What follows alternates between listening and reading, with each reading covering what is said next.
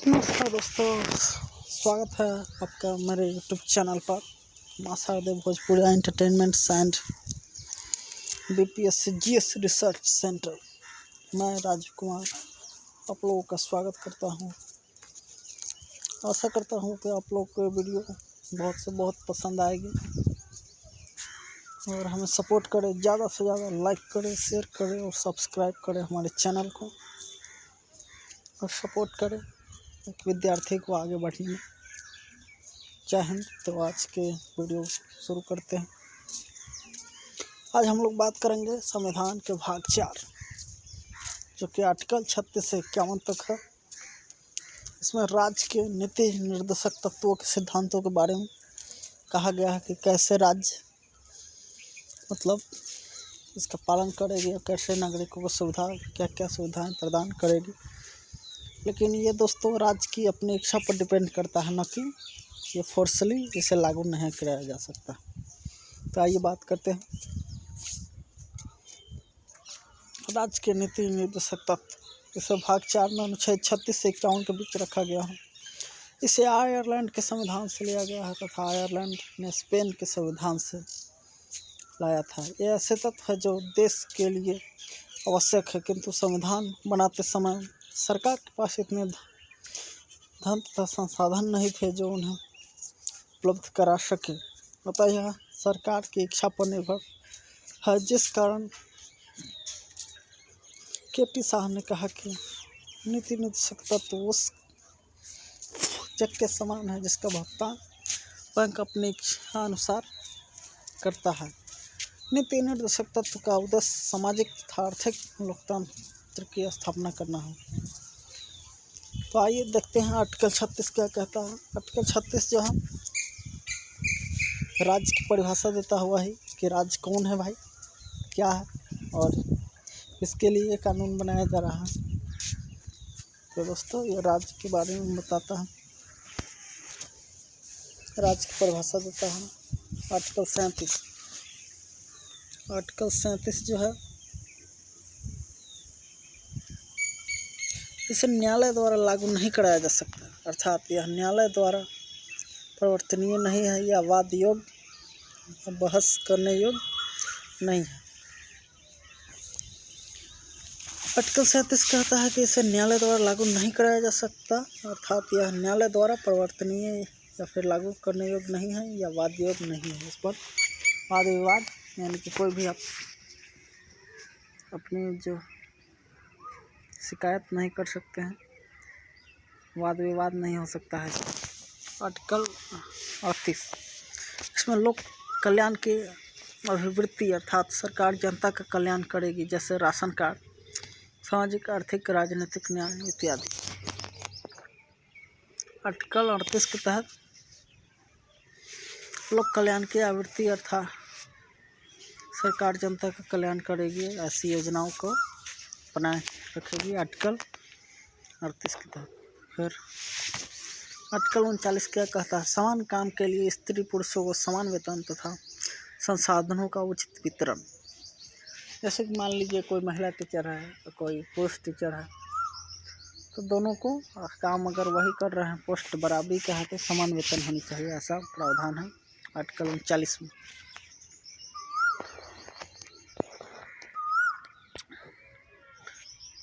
अनुच्छेद 39 के कारण निःशुल्क विधि सहायता, यानी कि आर्टिकल 39 के तहत कोई भी नागरिक को निःशुल्क विधि सहायता का ये अधिकार है।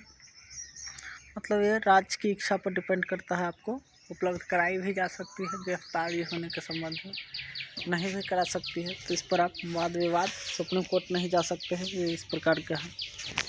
तो राज्य या पुलिस वाले की इच्छा पर निर्भर करता है कि आपको कोई कानूनी सलाहकार दे जाए, नहीं भी दे सकता। अनुच्छेद 40 ग्राम पंचायतों का संगठन। आर्टिकल 40 में यह कहा गया है कि ग्राम पंचायतों का गठन राज्य अपनी इच्छा से कर भी सकता है, नहीं भी कर सकता। आर्टिकल 41 कुछ दशाओं में सरकारी सहायता, काम शिक्षा प्राप्त करना, जैसे वृद्धा पेंशन, विधवा पेंशन, विकलांग पेंशन, साइकिल योजना इत्यादि। आर्टिकल 41 में कुछ दशाओं में सरकारी सहायता, जैसे राज्य ऐसी योजनाएं लाएगी जो मतलब नागरिकों को सहायता प्रदान करे, सरकारी सेवाएं, और हर वर्ग को ये सहायता प्राप्त हो सके, ऐसी व्यवस्था का प्रबंध करेगी राज्य सरकार। आर्टिकल 42 ये जानते हैं, न्याय संगत कार्य की मनोचित दशा तथा प्रसूति सहायता उपलब्ध कराना, जैसे गर्भवती महिलाओं द्वारा कठोर शारीरिक श्रम न करना। आर्टिकल 42 के तहत ये कहा गया है कि न्याय संगत कार्य की मनोवृत्ति दशा तथा प्रसूति सहायता उपलब्ध कराना, जैसे गर्भवती महिलाओं द्वारा कठोर शारीरिक श्रम न करना। आर्टिकल 43 क्या कहता है, निर्वाह योग्य मजदूरी अर्थात इतना वेतन दिया जाए कि परिवार चला सके, कुटीर उद्योग, ट्रिक दमन। 43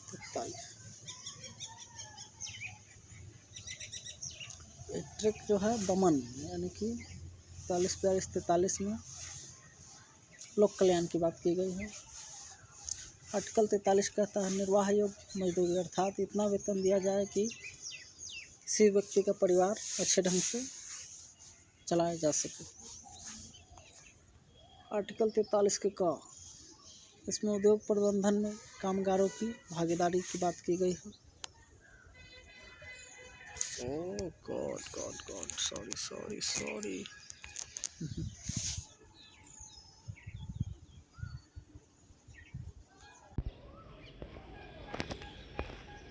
आइए देखते हैं आर्टिकल 43 के क में उद्योग प्रबंधन में कामगारों की भागीदारी के बारे में बात करता है। आर्टिकल 44 क्या कहता है, समान सिविल संहिता अर्थात सभी धर्मों के लिए विवाह एवं तलाक की शर्तें समान रहेगी, भले ही विवाह की रीतियाँ अलग हो। अर्थात अनुच्छेद 44 में कहता है कि समान सिविल संहिता अर्थात सभी धर्मों के लिए विवाह एवं तलाक की शर्तें समान रहेंगी, भले ही विवाह की रीतियाँ अलग हो। अपराध के कानून को दंड संहिता तथा चुनाव के कानून को आचार संहिता कहते हैं। दोस्तों, क्या आपको पता था ये अपराध वाले जो भी कानून हैं उन्हें भारतीय दंड संहिता अधिनियम कहते हैं, और चुनाव कार्यों के लिए जो भी कानून बनाए जाते हैं उससे आचार संहिता कहते हैं। आर्टिकल 45 में 6 वर्ष के कम आयु के बच्चों के स्वास्थ्य का ध्यान रखना सरकार की जिम्मेदारी है तथा 6 से 14 वर्ष के आयु के बच्चों का निःशुल्क शिक्षा देना सरकार की जिम्मेदारी है। आर्टिकल 45 के तहत 6 से 14 वर्ष के बच्चों को स्वास्थ्य एवं शिक्षा पर जोर दिया गया है।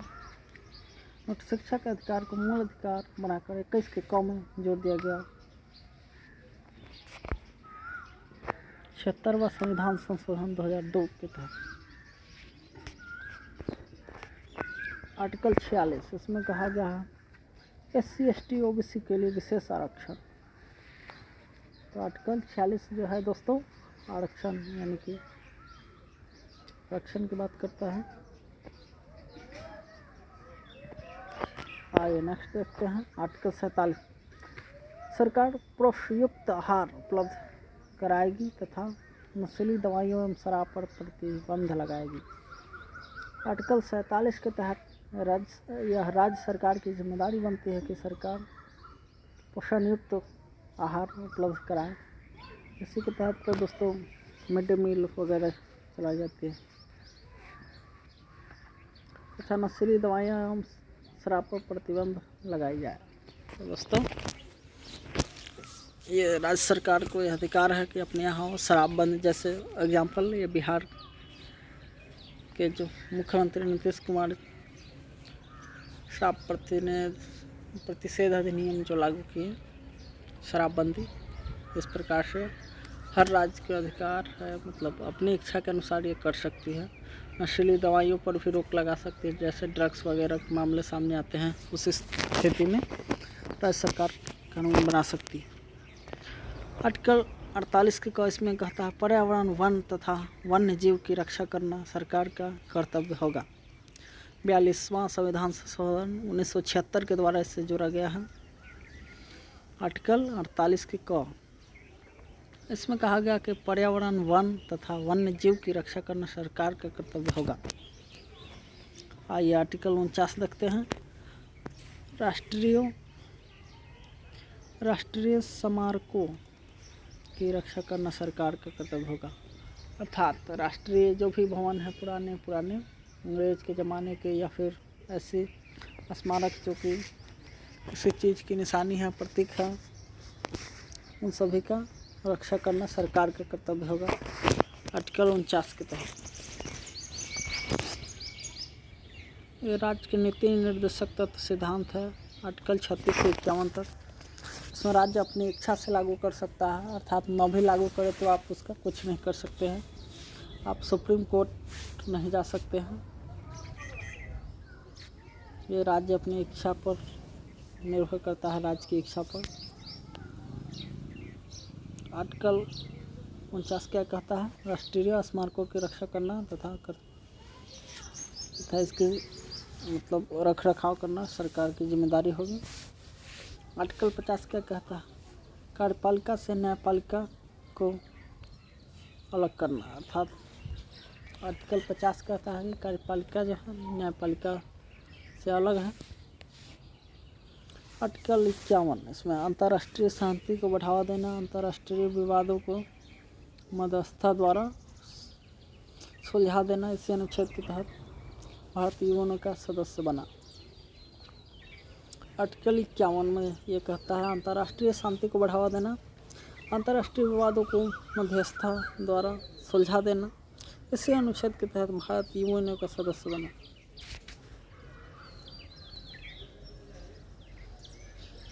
हाँ ये दोस्तों एक नज़र में देखते हैं नीति निर्देशक तत्वों का वर्गीकरण।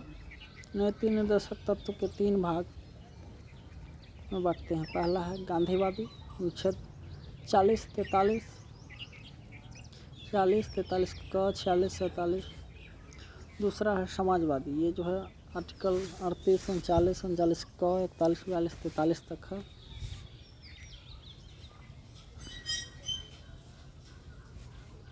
बौद्धिक या उदारवादी, ये तीसरा है आपका 44, 45, 48, 48 के क, 49, 50 और 51।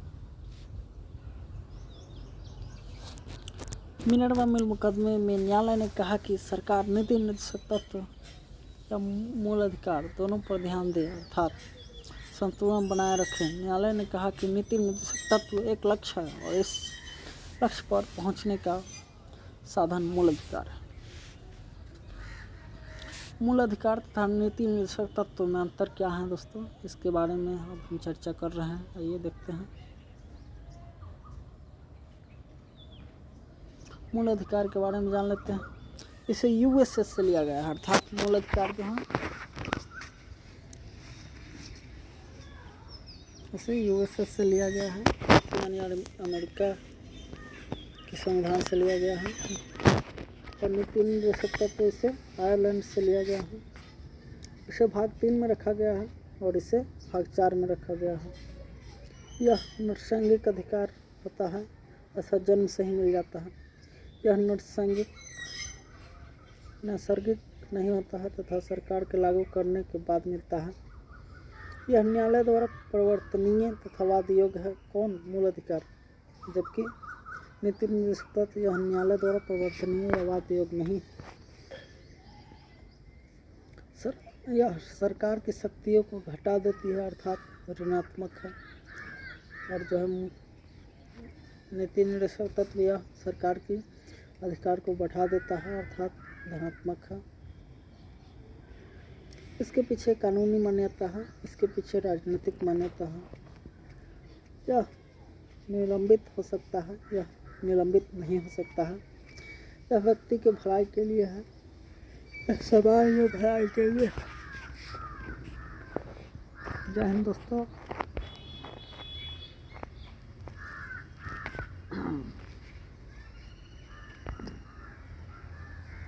आइए दोस्तों आगे देखते हैं। इसके बाद हम लोग चर्चा करेंगे मूल कर्तव्य, मूल अधिकार और नीति निर्देशक तत्व के बाद अब हम लोग मूल कर्तव्य के बारे में चर्चा करते हैं। आइए देखते हैं क्या है इसका माजरा। मूल कर्तव्य से 42वां संविधान संशोधन 1976 में सरदार स्वर्ण सिंह समिति की सिफारिश पर जोड़ा गया। इसे रूस के संविधान से लिया गया। दोस्तों, कभी कभी एग्जाम्स में क्वेश्चन आते हैं कि मूल कर्तव्य को किस देश से लिया गया है। तो दोस्तों, ये रूस के संविधान से लिया गया है। इसे कब लागू किया गया? तो 42वां संविधान संशोधन 1976 के द्वारा। किसकी सिफारिश पर? तो सरदार स्वर्ण सिंह समिति की सिफारिश पर।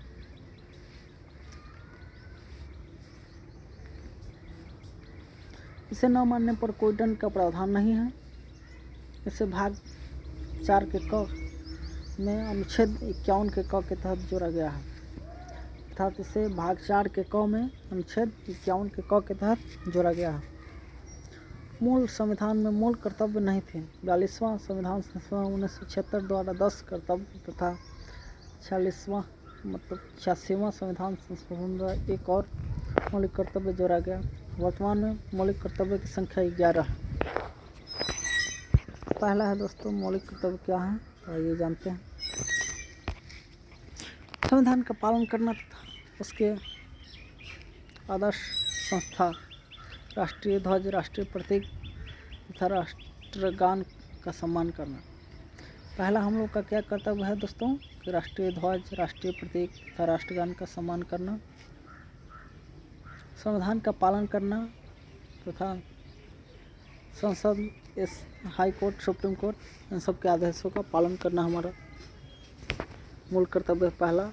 दूसरा है आपका राष्ट्रीय आंदोलन को प्रेरित करने वाले आदर्शों का पालन करना, जैसे नारा। दूसरा मूल कर्तव्य क्या है दोस्तों? कि राष्ट्रीय आंदोलन में जितने भी आदर्शवादी नेता थे उनका सम्मान करना, या फिर नारा, राष्ट्रीय आंदोलन को प्रेरित करने वाले आदर्शों का पालन करना। एग्जाम्पल जो भी नाराएं हैं वो सब का पालन करना। तीसरा है मूल कर्तव्य देश की संप्रभुता, एकता तथा अखंडता को बनाए रखना। अर्थात कोई भी नागरिक ऐसा कोई कार्य नहीं करेगा जिससे दरार पैदा हो समाज के एक वर्ग में, संप्रभुता का मामला आए या फिर एकता में कमी आए या अखंडता हो। तीसरा मूल कर्तव्य है देश की संप्रभुता, एकता तथा अखंडता को बनाए रखना। चौथा है देश की रक्षा करना तथा राष्ट्र की सेवा करना। पांचवा है देश के लोगों में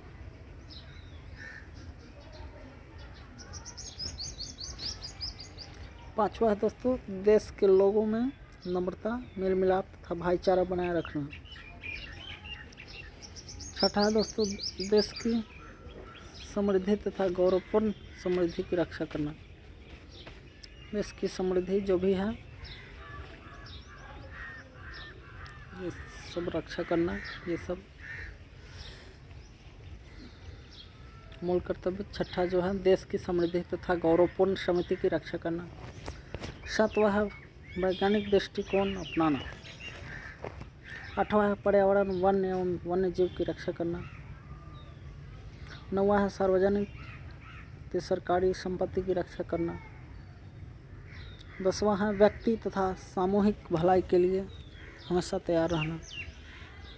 11वां है 6 से 14 वर्ष के बच्चों के अभिभावक का यह कर्तव्य होगा कि अपने बच्चे को प्राथमिक शिक्षा उपलब्ध कराएं। 86वां संविधान संशोधन 2002 के तहत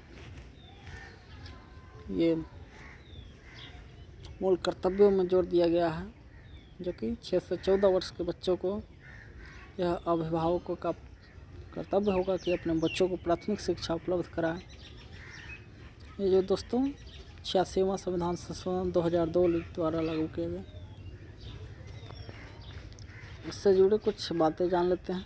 86वां संविधान संशोधन 2002 मूल अधिकार 21 के क 6 से 14 वर्षों को बच्चों को प्राथमिक शिक्षा का अधिकार प्रदान करता है। मूल कर्तव्य 51 के क 6 से 14 वर्ष के बच्चों को अभिभावकों को उनकी प्राथमिक शिक्षा देने का कर्तव्य है। ऐसा शोषण से कमज़ोर वर्ग की रक्षा करना हमारी मूल कर्तव्य नहीं है। आइए नेक्स्ट देखते हैं। आज के लिए दोस्तों इतना ही, मिलते हैं अगले वीडियो में। जय हिंद, जय भारत, जय बिहार।